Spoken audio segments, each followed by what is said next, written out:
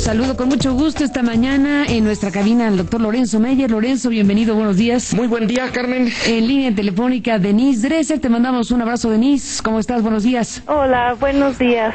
Y bueno, esperemos en cualquier momento enlazar vía telefónica México-España a Sergio Aguayo, que se encuentra en este país, lejísimos de nosotros. Lorenzo, ¿cómo estás, Denise? Buenos días a los dos.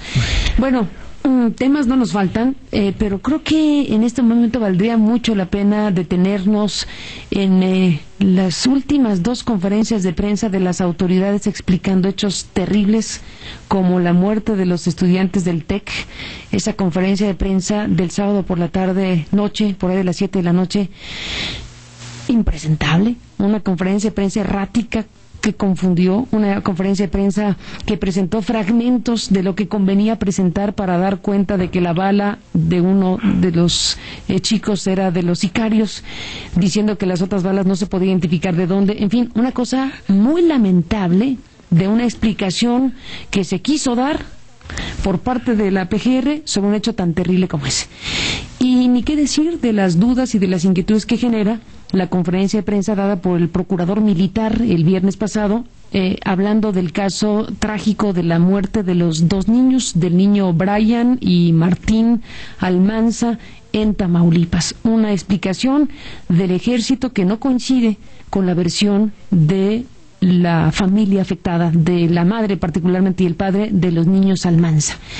Frente a qué estamos, Lorenzo, con estas conferencias de prensa donde lo que se genera pues es indignación, porque son respuestas muy lamentables. Sí, indignación, pero ¿cómo quieres que lo abordemos, Carmen? ¿Como el vaso medio lleno o medio vacío? Vamos por el lleno, ¿qué te parece? Vamos por el vaso medio lleno. ¿Desde hace cuánto tiempo el ejército da explicaciones a la sociedad civil sobre incidentes como estos? Cuando ocurrieron en cantidades abrumadoras en Guerrero en los años 60, ¿había alguna explicación por parte del ejército? No. En ese sentido, hay algo, un cierto avance. Bueno, ni qué decir. ¿Cuál fue la última gran experiencia de luchas internas en las que estuvo el ejército antes de los años 60? Pues la guerra cristera. Allí también se cometieron una cantidad, bueno, ya sería casi imposible meternos en eso, porque fue sistemáticamente una lucha de exterminio.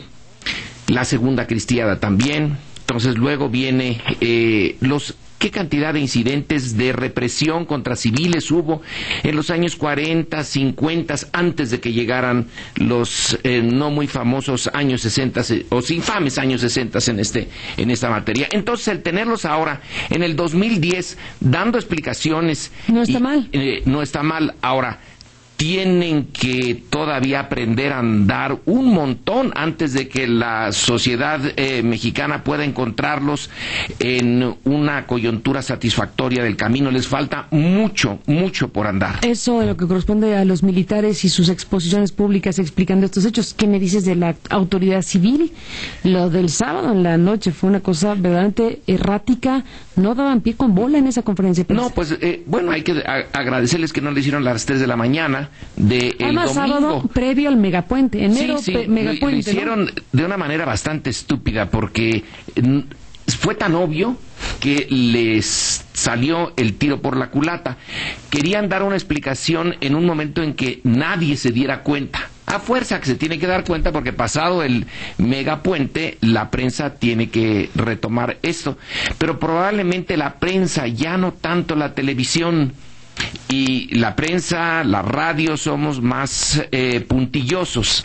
La televisión puede difuminar esto un tanto, y bueno, hay una lógica en esto. Pero finalmente, Carmen, nos acordamos de un concepto, tenemos que acordarnos de él todavía, de el socialismo real. ¿Te acuerdas? Sí. Que era una forma de decir, bueno, hay un socialismo que no existe, pero está en la mente, está en teoría, y hay uno real que es el estalinismo, y es esta cosa bochornosa. Pues en México hay una democracia y una democracia real. La democracia real mexicana es esta cosa bochornosa, impresentable, en la que vivimos, que se encuentra a una distancia muy grande de la democracia tal y como la concebimos, ¿no? De un gobierno del pueblo, por el pueblo y para el pueblo. Las autoridades, en este caso las autoridades judiciales, dan unas explicaciones como si realmente la sociedad mexicana estuviera indefensa, porque en más de un sentido está indefensa, y no les va a pasar nada si hacen estos numeritos que tú llamas bochornosos, que podrían ser llamados de otra manera, que la sociedad mexicana realmente está en posibilidades de pedirles cuentas. Entonces cumplen con el expediente. Y Felipe Calderón dice en Alemania que ya pasaron los 5 jinetes del apocalipsis por aquí, que ya la salvamos, ya la libramos, que vamos bien. Es un mundo esquizofrénico. Los marcos formales, ideales, y la vida real, la democracia real que tenemos, y lo que muestra, finalmente con esto concluyo, lo que muestran estas 2 conferencias de prensa es la enorme distancia que aún queda entre lo ideal y lo real. ¿Qué te dice a ti, Denise, todo esto? Muy particularmente, ¿qué observaste? ¿Qué opinión te merecen estas 2, en particular, explicaciones oficiales sobre 2 hechos trágicos, los chicos del TEC y los niños Almanza?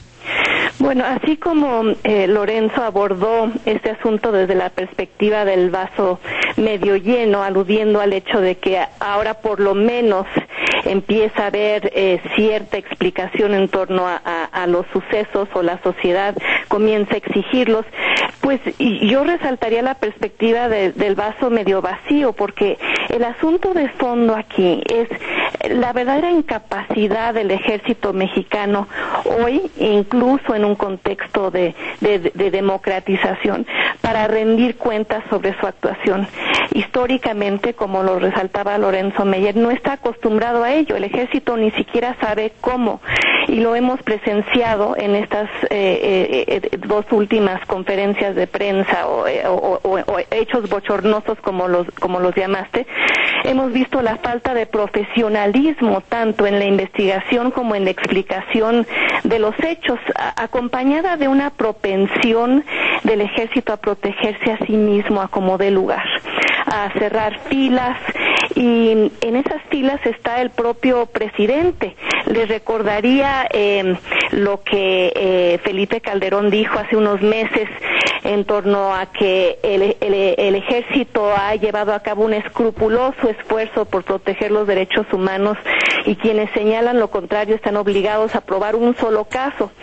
Les recordaría lo que ha dicho la propia Comisión Nacional de Derechos Humanos ante eso. Las